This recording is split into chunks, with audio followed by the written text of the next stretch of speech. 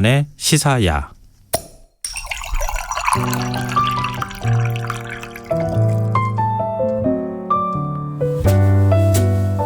맛있고 멋있는 우리 술을 찾아 떠나는 불금의 교양학 시간입니다. 이번 주말에 축구 응원하면서 빠질 수 없는 것이 있죠. 바로 시원한 맥주 한 잔 아니겠습니까? 그런데 캔맥주하고 생맥주, 병맥주 중에 여러분은 어떤 걸 더 좋아하십니까? 오늘 어떤 맥주가 더 맛있는지 아주 꼼꼼히 설명을 해주신다고 합니다. 전통주 갤러리 부관장인 주류 칼럼니스트 명호 씨 나오셨습니다. 안녕하세요. 안녕하세요, 명호입니다. 치맥 드시면서 네. 축구 보실 거죠? 며칠 전에도 그렇게 봤습니다. 그럼 이번 주에는 그럼요. 네, 당연히 봐야죠. 결승전인데. 맥주 어떤 거 드실 거예요? 저는 편의점에서 파는 다양한 우리 국산 맥주와 막걸리도 마시고요. 병맥주인지 캐맥주인지 이거 얘기 안 하셨어요. 제가 유도 질문을 지금 했는데 진짜 맥주의 계절이라고 해도 과언이 아닐 정도로 여러분 참 맥주를 많이 먹는 거 아니겠습니까? 네, 그래서 여름하면 이 맥주가 가장 많이 팔리기 때문에 그런 의미로 캔맥주와 병맥주 누가 더 맛있나 이 이야기를 한번 오늘 해볼까 합니다. 그러면 일단 용기는 좀 빼놓고요. 네네. 아니 내용이 중요하지 않겠습니까? 그렇죠. 네. 근데 뭐 캔맥주하고 병맥주의 원료가 다릅니까? 뭐 아시다시피 완벽하게 같죠. 완벽하게 같아요? 완벽하게 같습니다. 조금이라도 다른 게 아니에요? 아닙니다. 완벽하게 같습니다. 근데 우리들이 늘 얘기하잖아요. 병맥주가 더 맛있네. 캔맥주가 더 맛있네. 늘 각자들의 의견이 있습니다. 도대체 왜 그런 것인가? 그거를 의문을 다 풀어주시는 거 아니에요? 그렇죠. 의문을 풀어보기도 하고 한번 그럴 만한 입장과 그럴 만한 증거를 오늘 한번 알려드릴까? 그 준비를 한번 해봤습니다. 과학적으로 얘기를 좀 해주실 것 같은데요. 저도 한번 질문해 주세요. 저 캔맥주와 병맥주 어떤 게 맛있게 느껴지는지. 캔맥주와 병맥주 중 어떤 걸 더? 저는 병맥주가 더 맛있어요. 왜죠? 병맥주는 아무래도 좀 더 시원함이나 이런 게 오래 가고. 네네. 그리고 왠지 느낌이 좋잖아요. 버릴 느낌이 때는 좋다. 좀 귀찮아서. 느낌적인 느낌. 네, 느낌적인 느낌. 지금 그거 얘기하시는 거 아니에요? 캔맥주나 병맥주는 느낌적인 느낌이라는 거 아니에요? 느낌. 아닙니다. 그거 아니에요? 그래서 캔맥주가 더 맛있다는 주장이 일단 있습니다. 그거부터 한번 왜 그런지 설명해 주세요. 왜 그러냐? 이게 가장 중요한 게 뭐냐면은 바로 이 캔맥주의 그 포장을 이루고 있는 것이 알루미늄 아닙니까? 네. 이 알루미늄 캔이 빛을 완벽하게 차단한다는 겁니다. 그래서 병맥주를 갈색으로 만든 것도 빛을 차단하기 위한 목적이라는 거 제가 들은 적이 있는데. 맞습니다. 근데 유리병은 유리병이라는 거죠. 근데 그러면 더 차단하면 더 차단이 되죠. 이게 실은 와인도 그렇지만 맥주병도 어둡잖아요. 네. 빛을 차단하기 위한 건데 알루미늄 캔이 완벽하게 차단이 된다는 거고. 네. 실은 와인 셀러 같은 걸 보더라도 문을 열더라도 불이 잘 안 들어오잖아요. 네. 옅게 들어온다든지 그런 것들이 이제 빛이 들어오면 안 되는데 이 캔맥주가 빛이 들어올 틈새를 완벽하게 막아준다는 거죠. 그래서 뭐냐? 온도만 잘 유지되면 시간이 지나도 초기의 맛을 가장 잘 유지한다. 그래서 가장 신선하다라고 주장하는 캔맥주 덕후분들이 계십니다. 캔맥주파. 네. 전 병맥주파라고 말씀드렸잖아요. 네. 그럼 병맥주는 네. 제가 말씀드린 거랑 똑같지 않을까 싶어요. 네. 훨씬 더 차가운 온도가 좀 더 오래 유지가 돼서 네. 맥주가 밍밍하면은 따뜻하면은 맛없잖아요. 솔직히. 맞습니다. 네, 물론 네. 밍밍하게 먹는 맥주도 따뜻하게 먹는 네, 맥주도 있다고는 하지만 네. 그러니까 병맥주가 더 맛있는 거 아닌가? 맞아요. 그래서 이제 온도의 영향을 덜 받기 때문에 병맥주가 더 맛있다고 하는 분들이 계세요. 김성환 디제이님처럼 그런 분들 계신데 이것도 실은 나름 맞는 말입니다. 왜냐하면 이 병맥주는요, 실제 유리병의 두께가 약 3mm 정도 되는데요. 이 캔은 0.13mm예요. 이게 뭐냐면은 두께로 따지면은 열 전도율이 무려 2,000배나 더 캔맥주가 높은 거죠. 그렇죠. 그러니까 캔맥주는 빨리 식는다는, 빨리 따뜻해진다는 거죠. 빨리 따뜻해지고 또 빨리 시원해지고요. 예. 얼음 속에서 캔맥주를 막 빨리 돌리면요, 뭐 한 2-30도면은 금방 시원해집니다. 정말요? 네, 돌리면요. 근데 계속 돌려야 돼요, 캔맥주를 이렇게. 회전을 시켜야 됩니다. 많아지는 거 아니에요? 거품이 좀 많아지죠. 네. 그런데 그게 그렇게 그 방법이 있군요. 네, 맞습니다. 근데 대신 따뜻한 물 속에서 캔맥주를 또 돌리면 또 금방 또 따뜻해지죠. 따뜻해지고요. 네. 그렇기 아. 때문에 이런 초기에 차가운 성질을 그대로 유지하기가 쉬운 것이 병맥주라서 병맥주가 더 맛있다라고 하시는 분들 계시죠. 그러면 지금 두 캔맥주파, 병맥주파의 핵심 주장은 네. 빛이냐 온도냐 이거 아닙니까? 근데 또 있습니다. 이 식감적인 부분인데요. 바로 탄산의 차이가 좀 있습니다. 이게 뭐냐? 이 캔맥주는 병맥주보다 일반적으로 탄산이 좀 더 강하게 느껴지는 경우가 있어요. 네. 네. 왜냐하면 이것을 우리가 보통 캔맥주에서 병을 따서 우리 입으로 바로 넣지 않습니까? 네. 그러다 보니까 탄산이 바깥으로 빠지지 않고 입 안으로 바로 들어온 거예요. 그래서 굉장히 강하게 느껴지죠. 그런데 병맥주는 일단 잔에 따르고 잔에 따른 순간 어느 정도 또 탄산이 바깥으로 나가기 때문에 좀 더 부드러운 식감이 있다라고 얘기하시는 분들도 계시죠. 이게 다 설득력 있어 보여요. 뭐 나름 다 맞는 말이긴 합니다. 예. 근데 대신 또 병맥주를 좋아하시는 분들은 또 뭐라고 말씀하시냐면은 맥주는 색과 거품이지 라고 하시면서 잔에 따랐을 때 네. 보통 투명한 잔에 따르지 않습니까? 네, 그러니까 네. 황금색이 보이고 네. 하얀 거품이 보이고 그걸 즐기면서 마실 수 있기 때문에 또 하나는 맥주병이 또 묵직하잖아요. 예. 이 묵직한 느낌 뭔가 따라준다는 이 느낌이 또 있잖아요. 그것 때문에 병맥주가 더 맛있다라고 말씀하시는 분도 계시죠. 지금 우리 청취자 여러분들도 문자창에서 네. 캔맥 파냐, 병맥 파냐 네.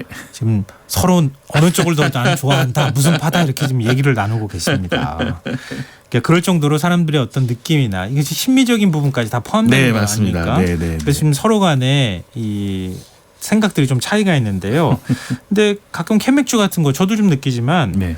이렇게 딱 마실 때 보면은 네. 금속맛 같은 게 살짝 네, 느껴져요. 네, 그래서 맞습니다. 그냥 불편하다는 분들도 있거든요. 네, 맞습니다. 그래서 이제 여기서 이제 그 금속 맛이 느껴져서 불편하신다 그런 분들도 계신데 실은 이게 이제 현재 기술로는 예전에는 이제 철로 만들어졌기 때문에 네. 그런 부분이 되게 강했는데 최근에 이제 안에 코팅 처리가 되면서 금속과 맥주가 맞붙는 부분이라든지 우리 입에 맞붙는다 하더라도 그런 느낌이 별로 강하지 않대요.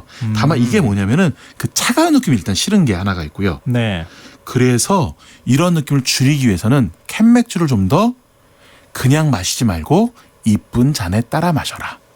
캔맥주를 사더라도 네. 그걸 다시 투명한 잔에 따라서 네. 거품도 충분히 만들어서 네, 그렇게 마시는 게 좋다. 맞습니다. 색도 보면서. 예. 음. 그래서 이런 걸 좀 보완하기 위해서 주로 일본에서는 캔맥주를 그냥 안 마시고 보통 이렇게 많이 잔에 따라 많이 마십니다.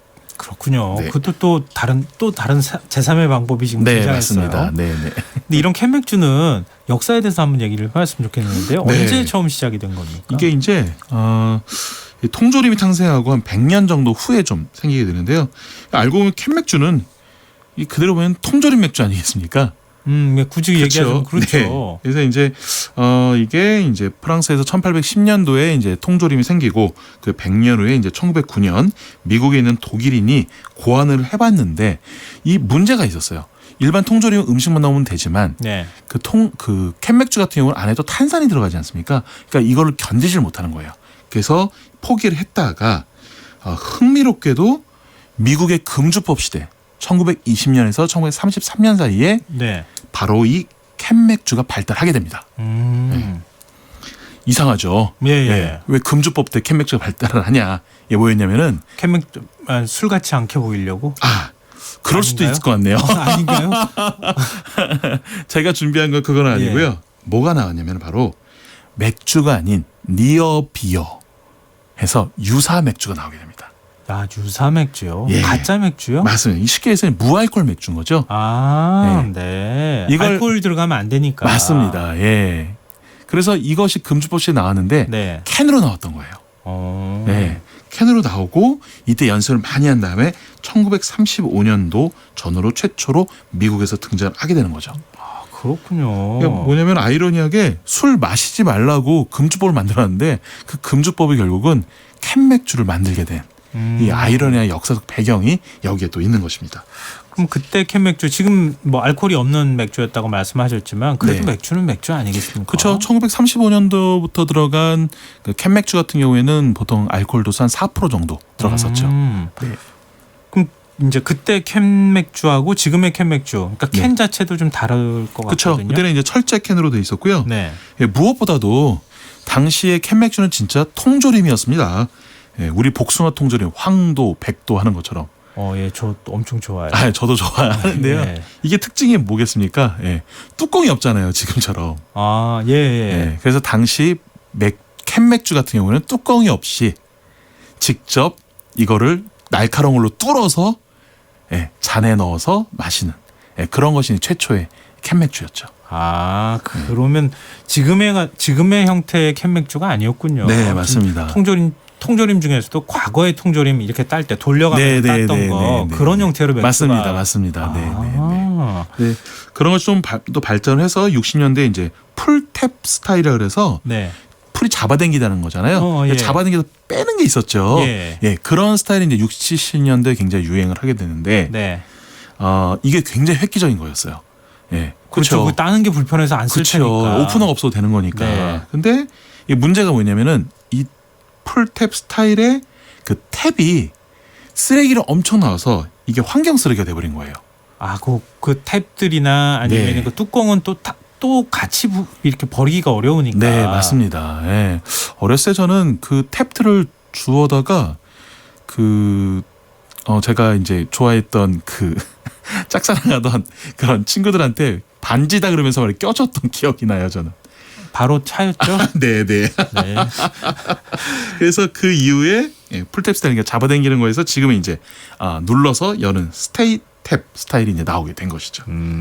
참 이거 캔이라고 하는 거에도 이렇게 많은 역사가 담겨 있다는 거 참 놀랍네요. 네. 우리나라에서는 그럼 이런 캔 맥주를 언제부터 만들기 시작했습니까? 또 많이 마시진 않았는데 1970년대부터 있었고요. 70년대 많은 발전이 이루어지게 되는데 그때 당시 이제 맥주 케그라고 하죠. 그 스테인리스로 된 통이 있지 않습니까? 그것이 이제 본격적으로 이제 활용을 하면서 이제 생맥주가 특히 이제 커집니다. 1970년대부터는. 그래서 보통 이때까지는 아주 고급이어서 이 경양식 집에서 함박 스테이크와 생맥주 뭐 이런 거 최고의 데이트 코스였죠, 당시로서는. 경양식집은 아무나 못 가는 거죠. 당시 와인도 없었던 시대잖아요, 거의. 아니 조르식 때 한번 가볼 수 있는 곳이었어요. 그렇군요. 경양식집 이름 얘기하면 좀 재밌지 않습니까? 가벼운 양식 그래서 경양식 했었는데 저 어렸을 때 돈가스 먹었던 기억은 좀 있습니다. 저도 비슷한 기억이 있습니다. 근데 그런데 생맥주가 처음 나오면서 좀 큰 캔 맥주라고 해야 되나요? 그렇죠. 그러니까 큰 통이죠. 큰 통에 든 맥주가 나오기 시작했다. 맞습니다. 근데 의외로 다양성이 있었던 게 1960년대에도 흑맥주가 있었어요. 왜? 근데 저는 먹어본 적이 없어요. 옛날에는. 비쌌으니까. 그런가요? 썼으니까. 그래도 하여튼 그 당시에 흑맥주가 있었다는 얘기죠. 네, 있었고요.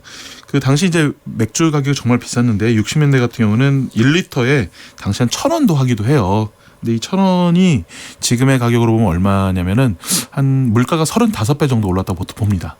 그러면은 맥주 한 병에 보통 한 3만 원, 4만 원 정도 했던 시대로 볼 수 있을 것 같아요. 부자들만 먹을 수 있는 거였네요. 네, 그래서 1970년대 맥주 CM을 보면은 대부분 이제 승마, 조정, 전원 주택 생활하면서 맥주를 즐기는 것만 나오죠.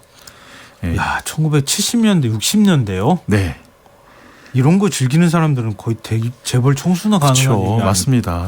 뭐 최고의 추석 선물이 맥주였을 정도였으니까요. 정말로 맥주가 최고급이었죠. 근데 여기서 또 궁금증이 하나 생겨요.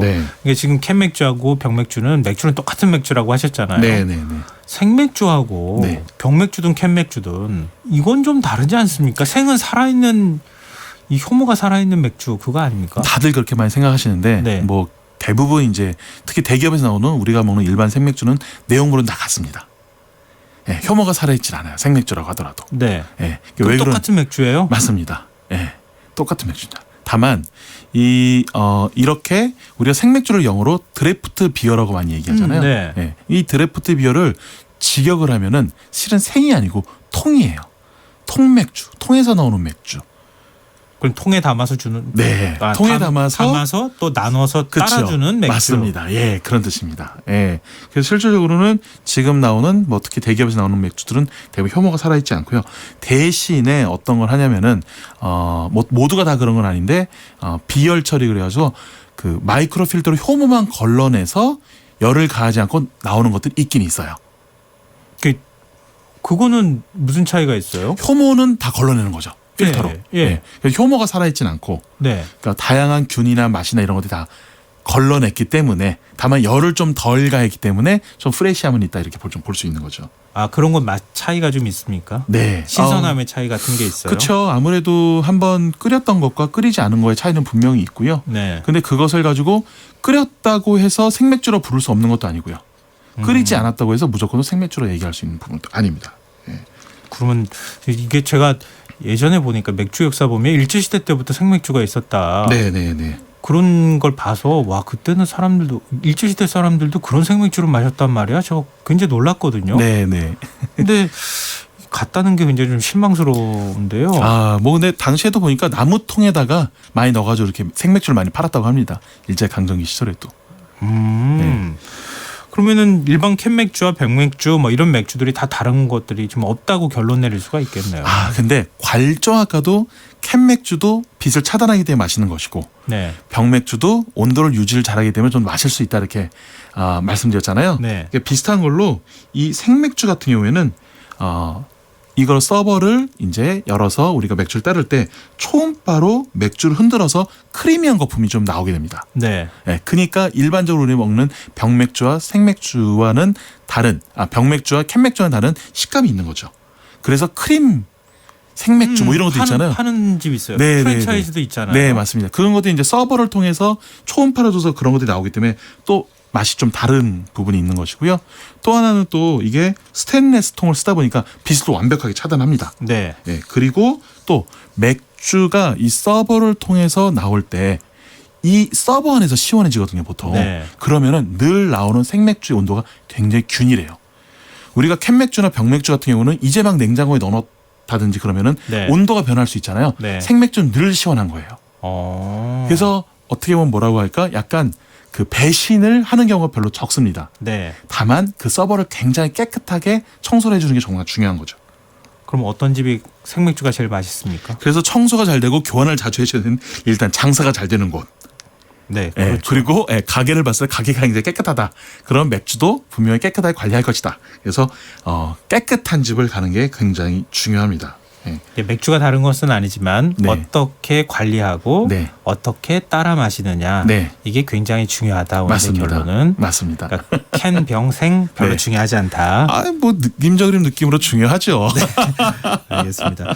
이 별로 변함이 없는 것에 대해서 오늘의 노래를 선곡해달라고 제가 말씀드리면 비슷한 게 나오지 않을까 싶은데요. 그런가요?